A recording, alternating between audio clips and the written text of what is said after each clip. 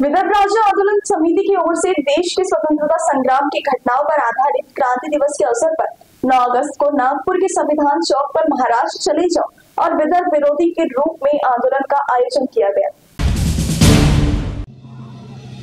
विदर्भ राज्य आंदोलन समिति ने देश की स्वतंत्रता संग्राम की घटनाओं पर आधारित क्रांति दिवस के अवसर पर शनिवार 9 अगस्त को दोपहर 12 से 4 बजे तक नागपुर के संविधान चौक पर महाराष्ट्र चले जाओ और विदर्भ विरोधी के रूप में आंदोलन का आयोजन किया गया है। इस आंदोलन में चंद्रपुर और गढ़चिरौली जिले के विदर्भवादियों से बड़ी संख्या में उपस्थित रहने का आह्वान समिति के अध्यक्ष व पूर्व विधायक वामन चटप ने आयोजित पत्र परिषद में किया है। इस समय उन्होंने बताया कि स्वतंत्र विदर्भ राज्य की मांग को गति देने और केंद्र सरकार ने इस मुद्दे पर तत्काल निर्णय लेने की मांग को लेकर 9 अगस्त को आंदोलन किया जा रहा है। पूर्व विदर्भ राज्य की मांग विदर्भ के प्रत्येक गांव तक पहुंचाने और पूर्व विदर्भ में आंदोलन की गति को और तीव्रता देने के उद्देश्य से पूर्व विदर्भ का विदर्भ निर्माण संकल्प सम्मेलन रविवार 17 अगस्त को दोपहर 12 बजे से शाम 4 बजे तक यशोदा हॉल गोंदिया में आयोजित किया गया है। इस पत्र परिषद में एडवोकेट वामनराव चटप के साथ किशोर दहेकर, कपिल इदे, अंकुश वाघमारे, मारोतराव बोतले, एडवोकेट तपस्सुम शेख, प्रीतिशा शाह, आयशा शेख आदि उपस्थित थे।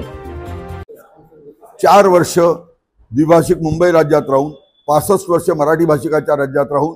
नागपूर कराराप्रमाणे आणि घटना दुरुस्तीनंतर वैधानिक विकास मंडळ 38 वर्ष निर्माण केली नाही, म्हणून आम्हाला सिंचनाचे 60,000 कोटी रुपये विदर्भाला कमी मिळाले। सार्वजनिक आरोग्य, वैद्यकीय शिक्षण, उद्योग, ऊर्जा, कामगार, रस्ते, पिण्याचं पाणी, आदिवासी विकास, समाज कल्याण यांचे 15,000 ते 65,000 कोटी रुपये आम्हाला कमी मिळाले आणि त्यामुळे आमच्या वाट्याला आल्या सिंचनाच्या अनुशेषामुळे शेतकरी आत्महत्या, कुपोषण, त्यामुळे बालमृत्यू, महिला मृत्यू, गर्भार माता मृत्यू, रोजगाराच्या संधी नसल्यामुळे सुशिक्षितांचं स्थलांतरण आणि सोशिओ इकॉनॉमिक प्रश्न असणाऱ्या नक्षलवादाकडे तरुणांचा ओंढा, प्रदूषण नियंत्रण करायला नवी मशिनरी लावायला सरकारकडे विद्युत औष्णिक केंद्रात पैसे नाही म्हणून ते नियंत्रित होत नाही, संधी नाही रोजगाराच्या, लोक थांबत नाही म्हणून लोकसंख्या वाढत नाही म्हणून 4 आमदार 1 खासदार कमी होत नाही आणि आज राज्याची आर्थिक अवस्था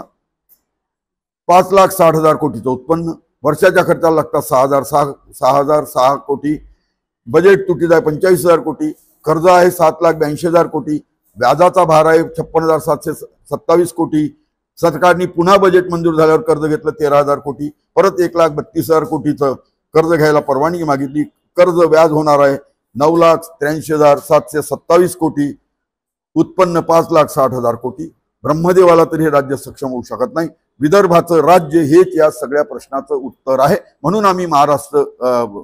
क्रांती दिनी महाराष्ट्रवादी विदर्भ विरोधी चले जाओ, तुमच्या भुजेत नाही बळ, आता विदर्भ सोडून पळ, असं आंदोलन 9 ऑगस्टला क्रांती दिनी संविधान चौकात जाहीर केला।